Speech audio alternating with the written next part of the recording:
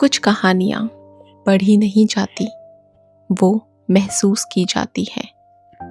यह कहानी है उन लोगों के लिए जो भीड़ में रहते हुए भी अकेले हैं, जो सपनों में जीते हैं और जो एक छोटी सी मुलाकात को पूरी जिंदगी बना लेते हैं।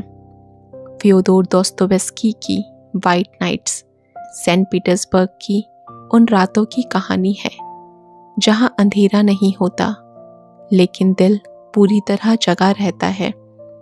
यह कहानी है तन्हाई की, सपनों की और उस प्यार की जो शायद अधूरा रह जाता है लेकिन कभी मरता नहीं।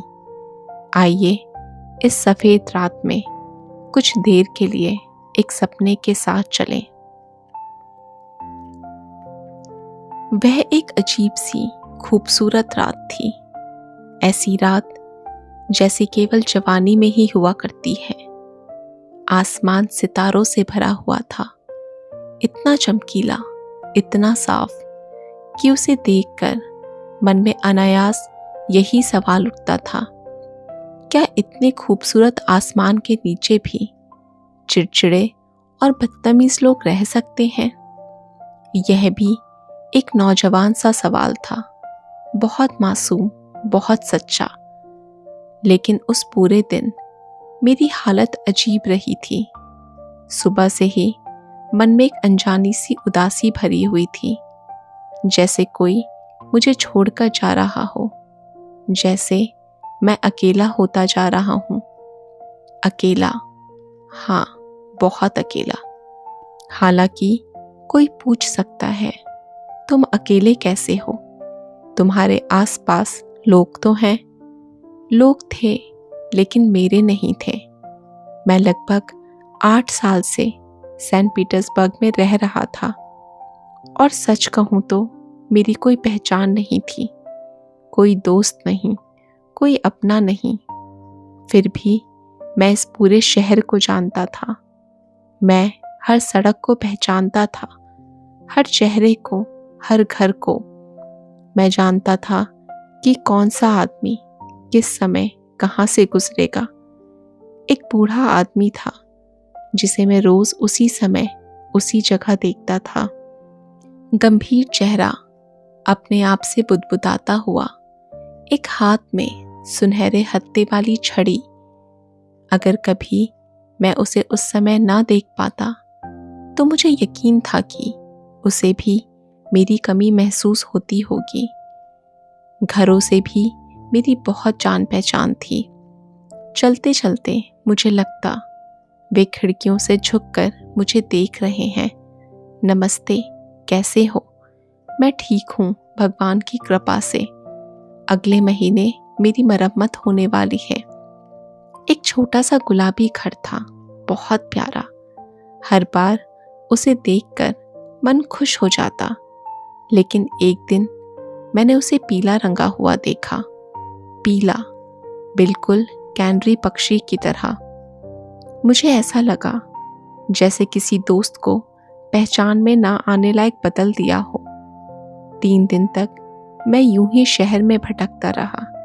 नेवेस्की सड़क, बाग, नहर के किनारे, हर जगह वही एहसास। सब लोग अपने अपने गर्मियों के घरों की ओर जा रहे थे और मैं कहीं नहीं जा रहा था।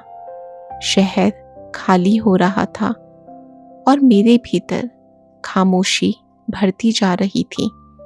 उस दिन मैं बहुत देर तक टहलता रहा, इतनी देर कि खुद नहीं जानता कब शहर की सीमाओं से बाहर आ गया। खेत, खुली हवा, हरियाली, और अचानक मन हल्का हो गया, जैसे कोई बोझ सीने से उतर गया हो। जब मैं वापस लौट रहा था, शाम ढल चुकी थी। रात के 10 बज रहे थे। नहर के किनारे किनारे मैं घर की ओर जा रहा था। उस वक्त वहाँ आम तौर पर कोई नहीं होता। मैं धीरे धीरे गुनगुनाते हुए चल रहा था, क्योंकि जब मैं खुश होता हूँ तो अकेले ही गाने लगता हूँ। तभी मैंने उसे देखा, एक लड़की नहर की रेलिंग पर झुकी हुई थी, पीली टोपी और काला शॉल पहने। वह पानी को देख रही थी। मैं आगे बढ़ गया, लेकिन अचानक मैं ठिठक गया।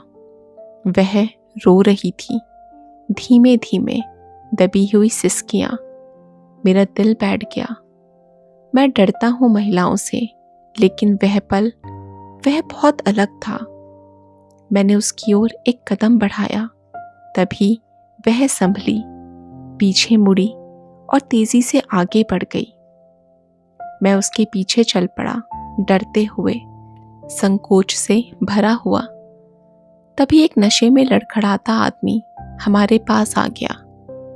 वह उसकी ओर बढ़ा। लड़की चीख पड़ी और उस पर मैं दौड़ा। एक ही झटके में मैं उसके पास पहुंच गया। वह आदमी रुक गया।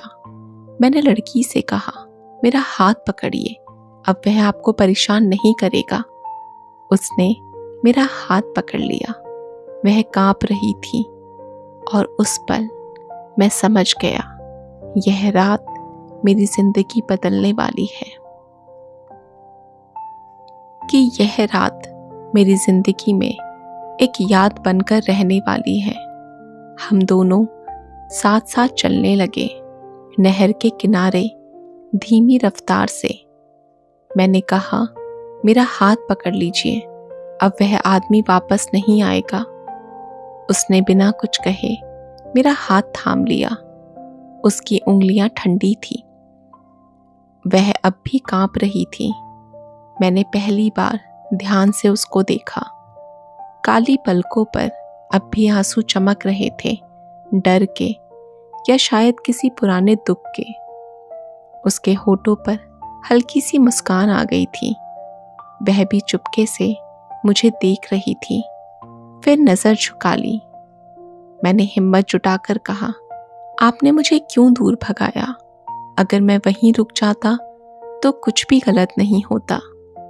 उसने धीमे से कहा, मैं आपको जानती नहीं थी, मुझे लगा शायद आप भी।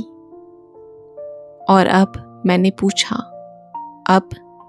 वह हल्का सा मुस्कुराई। अब थोड़ा जानती हूं।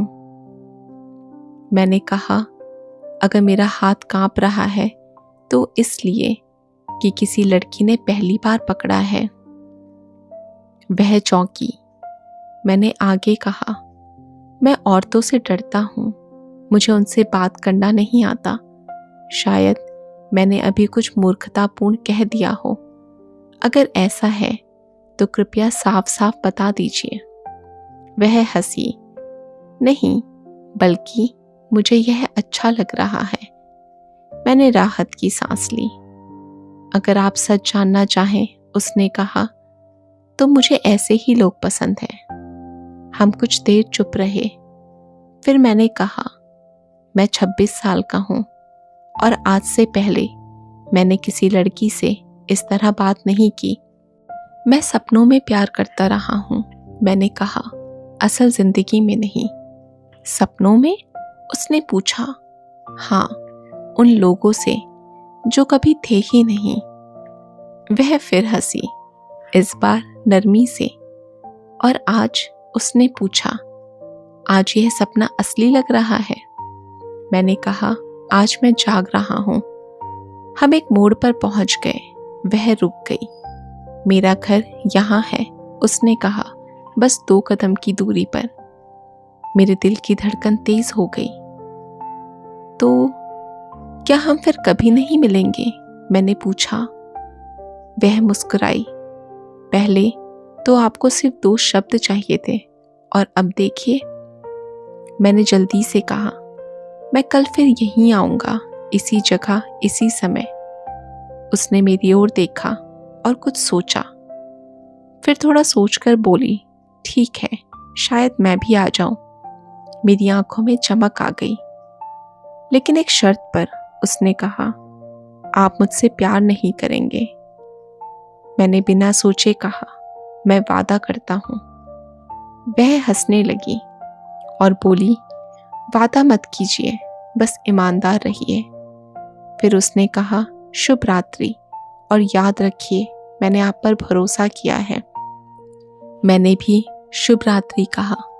वह मुड़ी और अंधेरे में खो गई और मैं वहीं खड़ा रहा। फिर बिना घर जाए पूरी रात शहर में भटकता रहा। मैं खुश था, बेहद खुश। कल मैं फिर आऊंगा। अगले दिन वह आई और इस बार मैंने उसे आते हुए दूर से ही देख लिया। मेरे भीतर जैसे किसी ने धीरे से कहा, वह आ गई है। उसने मुस्कुराकर मेरे दोनों हाथ पकड़ लिए तो उसने कहा, तुम जिंदा बच गए। मैं हंस पड़ा। मैं पिछले 2 घंटे से यहीं खड़ा हूँ। आज पूरा दिन इसी पल का इंतजार करता रहा। मुझे पता है, उसने कहा, लेकिन आज हम वैसी बातें नहीं करेंगे जैसे कल की थी। मैं चौंक गया। क्यों भला? क्योंकि वह बोली, कल हम दोनों ने थोड़ा बचकाना व्यवहार किया था। आज हमें ज्यादा समझदारी से बात करनी होगी। मैंने कहा, मेरी जिंदगी में इससे ज्यादा समझदारी भरा कुछ भी नहीं हुआ है। उसने हल्की सी मुस्कान के साथ सबसे पहले उसने कहा, मेरा हाथ ऐसे मत दबाओ। दूसरी बात, आज मैंने तुम्हारे बारे में बहुत सोचा है। मैंने उत्सुकता से पूछा, और यह समझ में आया। उसने कहा कि मैं तुम्हें जानती ही नहीं। कल रात मैं भावुक हो गई थी। मैंने एक बच्ची की तरह सब कुछ मान लिया। वह कुछ पल चुप रही, फिर बोली, इसलिए आज हमें फिर से शुरुआत करनी चाहिए, बिल्कुल शुरुआत से। तो फिर बताओ, उसने मेरी ओर देखते हुए कहा, तुम कौन हो? तुम किस तरह के इंसान हो? अपनी पूरी कहानी सुनाओ। मेरे दिल की धड़कन तेज हो गई। मेरी कहानी? मैंने कहा, मेरे पास कोई कहानी नहीं है। कोई कहानी नहीं है?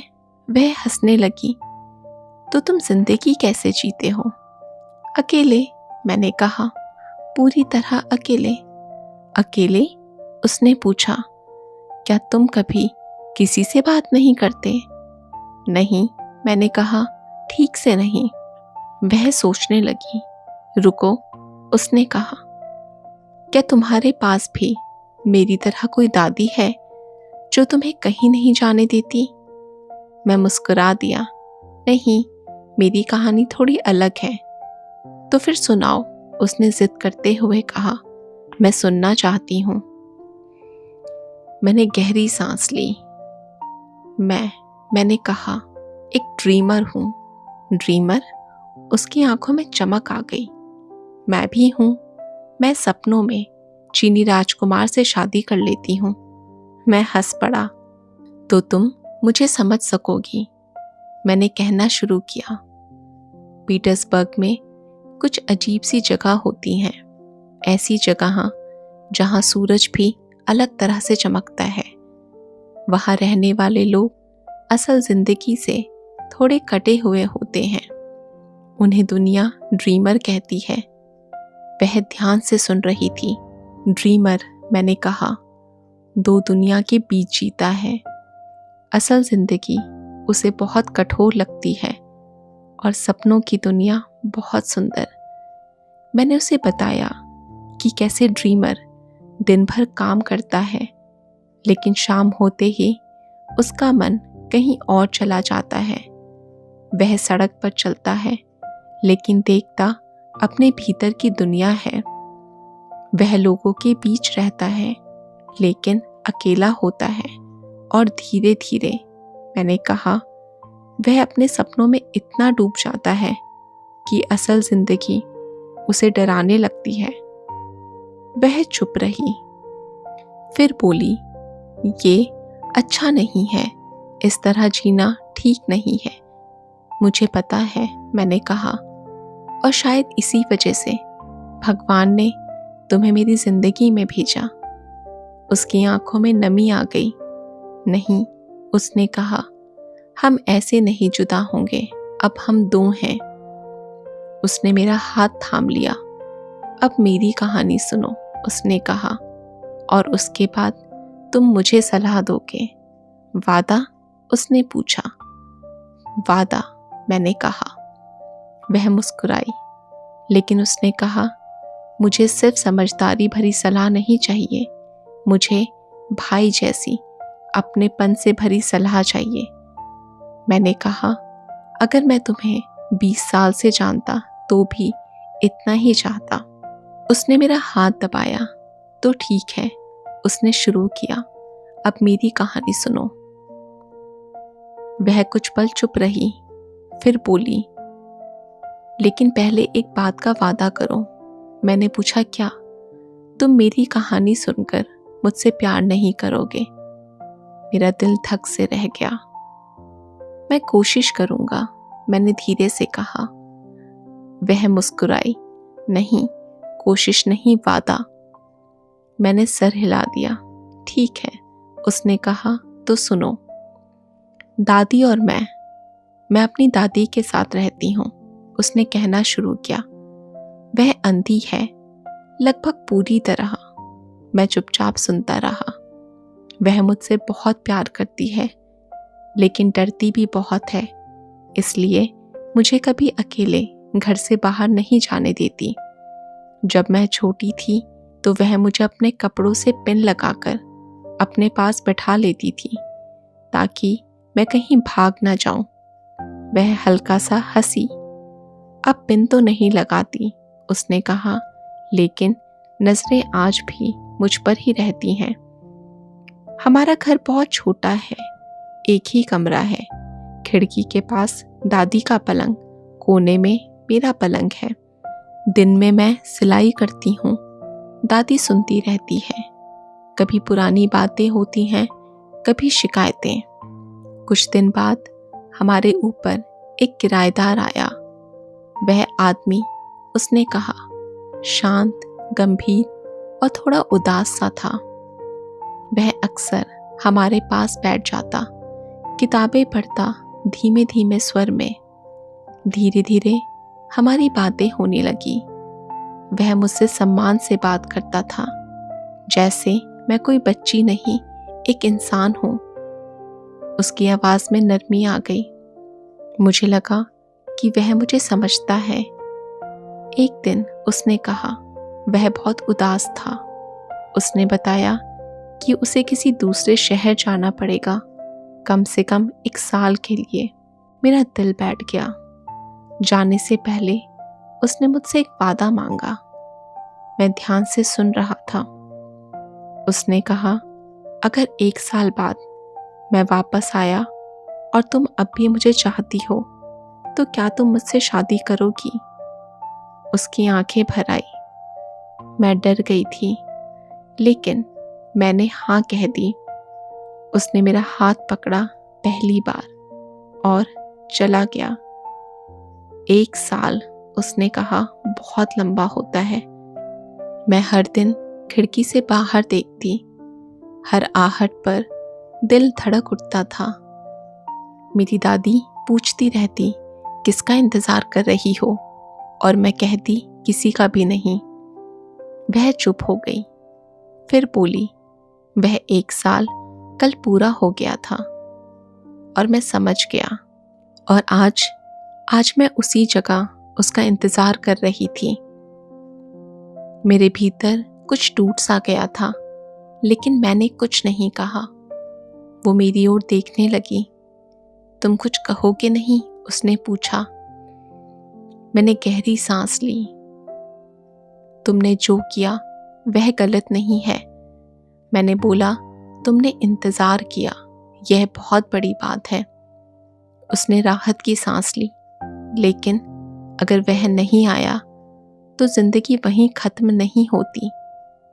वो चुप रही, फिर बोली, और अगर वह आया? मैंने खुद को मजबूत किया और बोला, तुम खुश रहना, बस यही जरूरी है। उसकी आंखों में आंसू आ गए। तुम अच्छे इंसान हो, उसने कहा, बहुत अच्छे। कुछ देर बाद वह खड़ी हुई। आज के लिए इतना ही, उसने कहा। कल हम फिर मिलेंगे। मैंने सर हिला दिया। वह चली गई और मैं वहीं खड़ा रहा, एक ऐसे प्यार के साथ जिसे मैंने वादा किया था कभी मांगूंगा नहीं। अगले दिन मैं समय से फिर पहले पहुंच गया था, हमेशा की तरह, नहर के किनारे उसी जगह। लेकिन आज मेरे भीतर कुछ बदला हुआ था।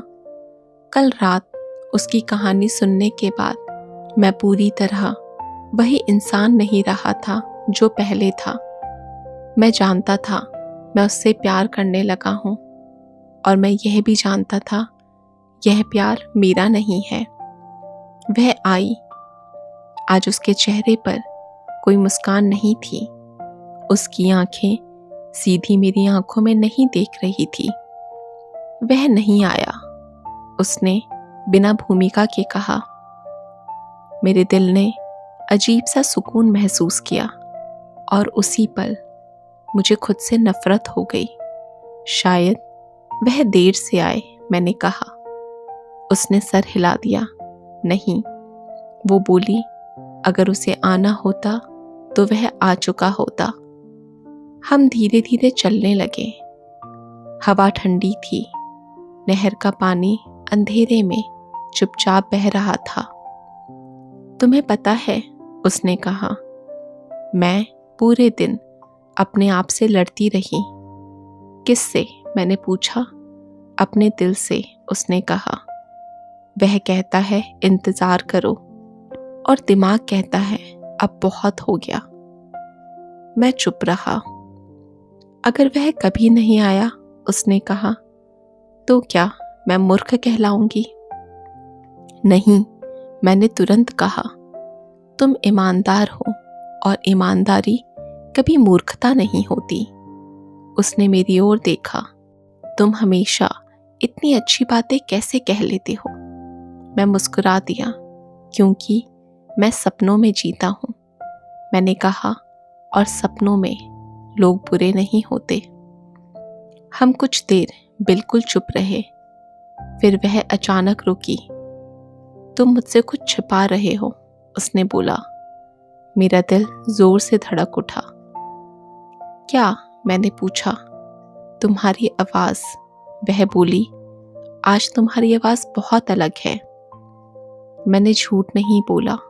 हाँ, मैंने कहा, मैं डर रहा हूं। उसने पूछा, किससे? मैंने कहा, खुद से। उसने फिर सवाल नहीं किया। अगर, मैंने धीरे से कहा, अगर कभी तुम्हें लगे कि मैं तुम्हारे लिए कुछ भी बन सकता हूं, एक दोस्त, एक सहारा, तो मुझे बताना। वह रुक गई। उसकी आंखें भर आई। तुम बहुत अच्छे हो, उसने कहा, बहुत ज्यादा। तभी दूर से एक कदमों की आवाज आई। वह चौंक गई। हम दोनों मुड़कर देखने लगे। एक आदमी तेज कदमों से हमारी ओर आ रहा था। उसका चेहरा अंधेरे में साफ नहीं था, लेकिन उसके चलने के ढंग में एक भरोसा था। वह रुक गई। मेरी सांसें रुक सी गई। वह वही है, उसने फुसफुसा कर कहा। मैंने कुछ नहीं कहा। मैंने सिर्फ एक कदम पीछे हटकर उसे रास्ता दे दिया, क्योंकि अगर प्यार सच में प्यार है तो वह खुद को पीछे हटा लेता है। वह सचमुच वही था। जैसे ही वह आदमी हमारे पास पहुंचा, उसके चेहरे पर वही परिचित गंभीरता थी। थोड़ी थकन, थोड़ी जल्दबाजी, और बहुत सारी निश्चिंतता। वह सीधे उसकी ओर बढ़ा। नास्तेंका, उसने कहा। उसका नाम उसकी आवाज में बिल्कुल स्वाभाविक था, जैसे वह हमेशा से उसे उसी नाम से पुकारता आया हो। नास्तेंका कांप उठी। आप? उसकी आवाज टूट गई। आप आ गए? हाँ, उसने कहा। मैं देर कर गया, लेकिन मैं आ गया। उस पल मुझे लगा जैसे मेरे भीतर कुछ पूरी तरह टूट गया हो। नास्तेंका, मेरी ओर मुड़ी। उसकी आंखों में घबराहट थी, डर था और एक सवाल भी। उसने कहा, यह मेरा दोस्त है। उस आदमी ने मेरी ओर देखा, शिष्टता से सर झुकाया। मैंने भी वैसा ही किया। मैं समझ गया था अब मेरे लिए यहाँ रुकना सही नहीं है। मैंने कहा, मैं जा रहा हूँ। नास्तिंका चौंक गई। नहीं, उसने कहा, रुको, मैं तुम्हें कुछ कहना चाहती हूँ। उस आदमी ने थोड़ा पीछे हटकर हमें अकेला छोड़ दिया। मैंने तुम्हें धोखा नहीं दिया, नास्तिंका ने जल्दी जल्दी कहा। मैंने कभी झूठ नहीं बोला। मैंने तुमसे वही कहा जो मेरे दिल में था। मैंने सर हिलाया। मुझे पता है, और यही वजह है कि तुम गलत नहीं हो। उसकी आंखों में आंसू भर आए, लेकिन उसने कहा, मैं तुम्हें खोना नहीं चाहती। मेरे होठ कांप गए। तुम मुझे खो नहीं रही हो, तुम बस अपनी जिंदगी चुन रही हो। वह रो पड़ी। मैंने पहली बार उसके आंसू अपने हाथों से पोंछे। जाओ, मैंने कहा, वह तुम्हारा इंतजार कर रहा है। उसने मेरा हाथ पकड़ा। तुम सबसे अच्छे इंसान हो जिसे मैंने कभी जाना है। वह वाक्य मेरे दिल पर हमेशा के लिए छप गया। वह मुड़ी और उस आदमी के साथ चली गई। मैं वहीं खड़ा रहा। नहर का पानी वैसे ही बह रहा था जैसे कुछ हुआ ही ना हो। शहर अपनी ही लय में था और मैं फिर से अकेला था। लेकिन यह वही अकेलापन नहीं था जो पहले था। यह शांत था, दर्द से भरा हुआ, लेकिन साफ। अगली सुबह मुझे एक पत्र मिला। उसकी लिखावट में पहचान गया। मुझे माफ कर देना, मैंने तुम्हें दुख दिया, लेकिन मैंने तुम्हें कभी नहीं भुलाया। तुम मेरी जिंदगी की सबसे प्यारी याद हो, मेरी सफेद रात। पत्र यहीं खत्म हो गया। मैंने उसे धीरे से मोड़ा। मैं मुस्कुराया, क्योंकि एक पल का सच्चा प्यार भी पूरी जिंदगी के लिए काफी होता है।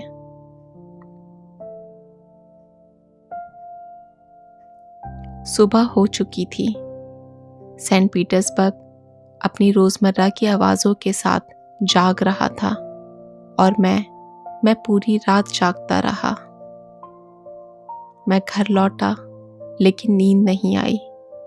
कल रात बार बार आंखों के सामने उभरती रही। उसकी आवाज, उसकी मुस्कान और फिर उसका चला जाना। लेकिन अजीब बात यह थी कि मैं टूटा हुआ नहीं था। दुख था, लेकिन शिकायत नहीं थी। मैंने फिर से उसका पत्र निकाला। वही कुछ पंक्तियां, छोटी सी, लेकिन पूरी दुनिया समेटे हुए। मुझे माफ कर देना, मैंने तुम्हें दुख दिया, लेकिन मैंने तुम्हें कभी नहीं भुलाया। तुम मेरी जिंदगी की सबसे प्यारी याद हो, मेरी सफेद रात। मैंने पत्र धीरे से बंद किया। क्या वह मुझसे प्यार करती थी? शायद नहीं, लेकिन क्या उसने मुझे अपनापन दिया था? हाँ, पूरी ईमानदारी से। और क्या इतना काफी नहीं होता? एक पल, सिर्फ एक पल, जिसमें इंसान पूरी तरह जिंदा महसूस करे। मैं फिर से वही ड्रीमर था, लेकिन अब थोड़ा अलग। अब मेरे सपनों में कड़वाहट नहीं थी। अब वे याद बन चुके थे, और यादें अगर सच्ची हों तो दर्द नहीं देती, बस चुपचाप साथ चलती हैं। मैंने खिड़की खोली। सुबह की रोशनी कमरे में फैल गई। शहर चल पड़ा था और मैं भी चल पड़ा अपनी जिंदगी की ओर। थोड़ा अकेला, लेकिन कड़वा नहीं। क्योंकि एक पल का सच्चा प्यार भी अगर ईमानदार हो तो पूरी जिंदगी के लिए काफी होता है। कुछ कहानियां खत्म नहीं होती, वे बस चुप हो जाती हैं। वाइट नाइट्स भी ऐसी ही कहानी है। एक सपना, एक इंतज़ार और एक ऐसा प्यार जो मिलकर भी अपना नहीं हो पाया। लेकिन शायद हर प्यार का मकसद मिलना नहीं होता। कुछ प्यार सिर्फ यह सिखाने आते हैं कि इंसान कितनी गहराई से महसूस कर सकता है।